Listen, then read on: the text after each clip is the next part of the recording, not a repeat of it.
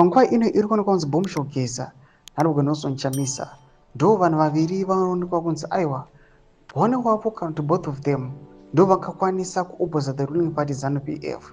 ZANU-PF mashoko ari kubuda aiwa achitaurwa pamusoro these two individuals pamusoro pekurwa nekudefeata the ruling party ZANU-PF. Don't bo subscribe or like out on the bell icon. Tivina pano papaendo yevanhu yeBBC vanodanyira chiti leading the conversation with the BBC Zimbabwe after Comrade Bombshell Geza Runeso called for M31 uprising.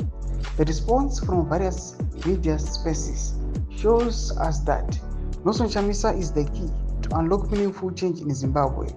Should Geza revolution consult Chamisa camp in order to work together in dealing with the current situation?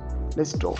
Thomas Karubuda panapa achitaura vanofambira navo vachiti aiwa panapa tiona kuti as ma-March protests were approaching tinoona some of the individuals aiwa munyika yeZimbabwe vaitaura vachiti aiwa Geza anofanira kubatana nelsonchamisa.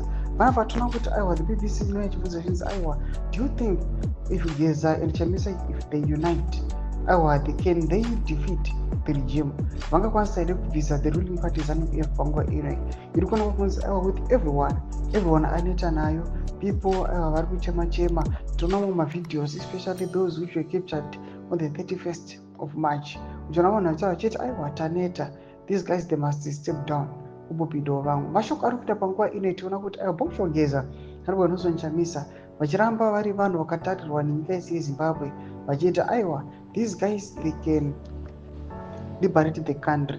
Tudze mafunguro enyu muri kudiwa pamusoro pechitiko ichi. Vana comment section medu tudze mafunguro enyu. Subscribe or like, turn on the bell icon.